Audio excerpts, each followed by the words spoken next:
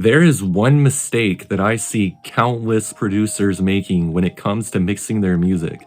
And honestly, it is so avoidable. I'm sure, like me, you record music and you're interested in music. And naturally, YouTube has probably recommended you a plethora of videos about mixing your music.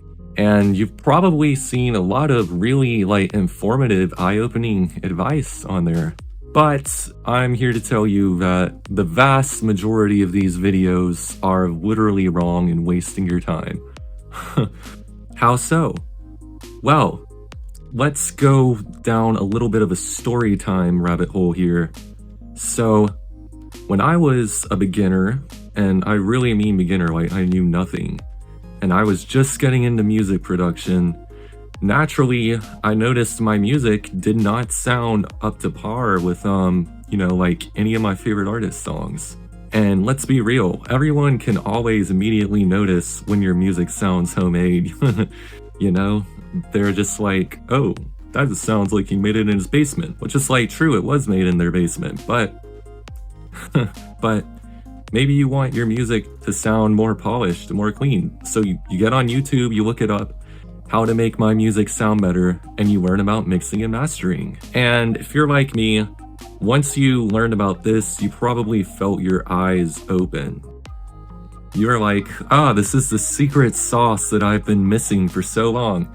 So you start going crazy on your projects. You start adding tons of EQs, lots of compressors, hey, even some distortion. Why not make things super spicy in there?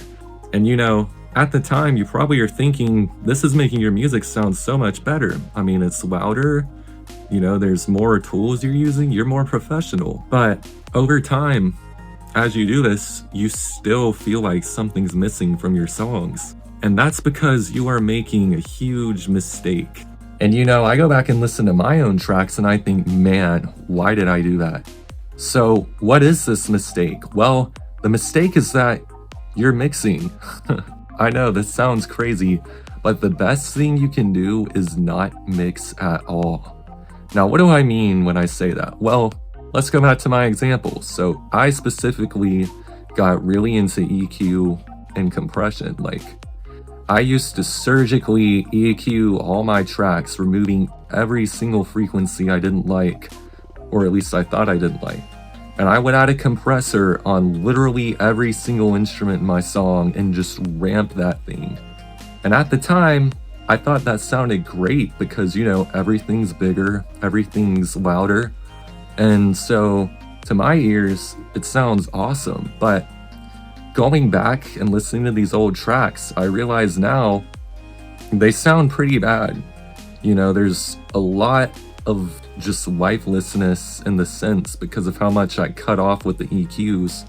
The drums specifically, they just have these big thumping sounds on a lot of my older tracks because I EQ'd them to be so big, or not EQ'd, because I compressed them to be so big. And over time, what I've realized is that my favorite songs that I've made have absolutely no effects at all. Actually, they're really dry when it comes to these mixing plugins.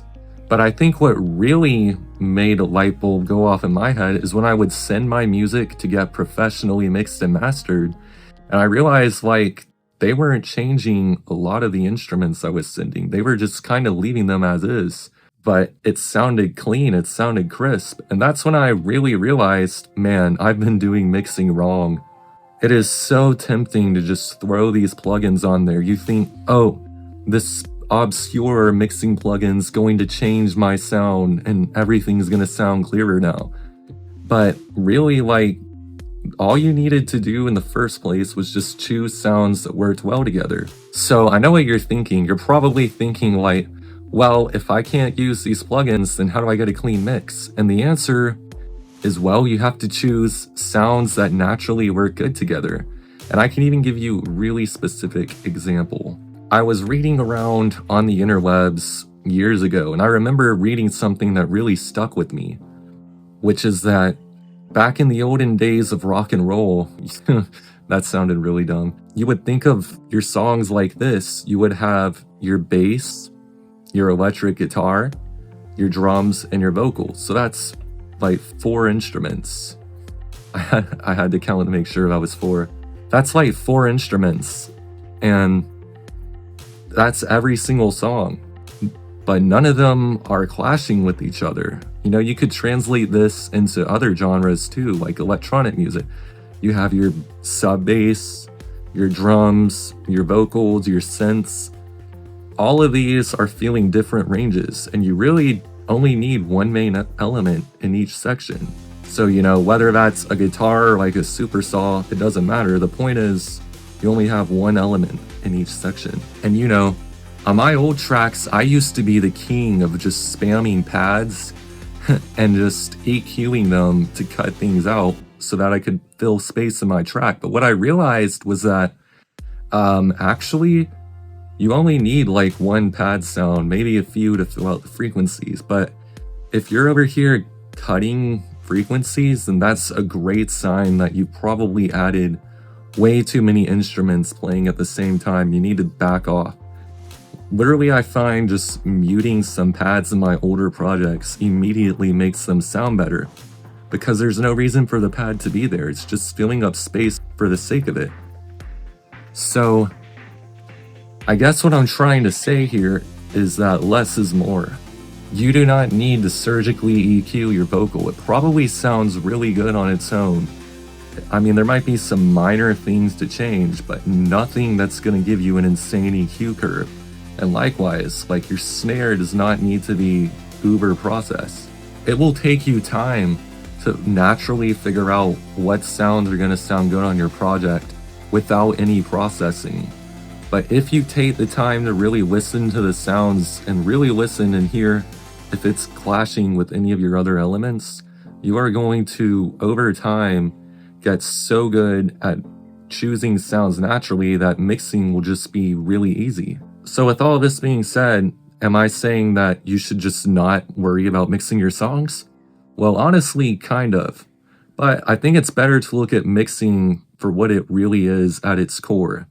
And that is just adjusting the volume levels of your instruments. Don't think of it as cleaning things up. You should already have it cleaned up when you go to mix your song. Your song should already sound clean with all the instruments in place. Think of it literally as you're just adjusting the levels on instruments until everything sounds good. And once you look at mixing like that, it becomes really easy to choose which instruments are actually helping your song and which ones are hurting it and taking up space that could be used for something better. And maybe you're also thinking, okay, well, what about my genre? My genre, everything is super compressed, everything's super distorted, clean. Like, I don't know, maybe your genre is EDM. And for that, I'd say, really, there's no such thing as a perfect mix. Like, let's be real. We've probably all listened to a song at one point or another and wished that there was something different about it. You know, even in dance music, like, one of the greatest dance artists of all time, Daft Punk, literally uses, like, no mixing effects on their music at all. And yet their music still is super popular even years after it's been released, and nobody notices. Everything still sounds clean because it is clean right from the get-go. They didn't have to use EQs or compressors. They just literally did their stuff and it worked. Like, if you want your sounds to be meatier, then stop high-passing every single instrument. Let them have bass. Let there be mud. That is the number one takeaway here.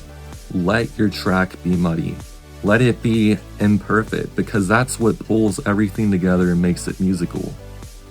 You know, when you start looking at your songs from a musical perspective and you start accepting that no mix you make will ever be fully perfect, you can really just finally let your creativity flow and just focus on what probably brought you into this in the first place, which is making music. And that is very liberating. Now again, with that being said, should you just never touch an EQ or anything again? No. You should obviously know the rules so you can break the rules. But I am saying, like, don't overly mix your music. I will tell you this, when I go back and listen to my old songs, I'm more disappointed when I hear that I overly processed it than I am when I just hear a raw song, because overly processed music is just really hard to listen to. It sounds bad.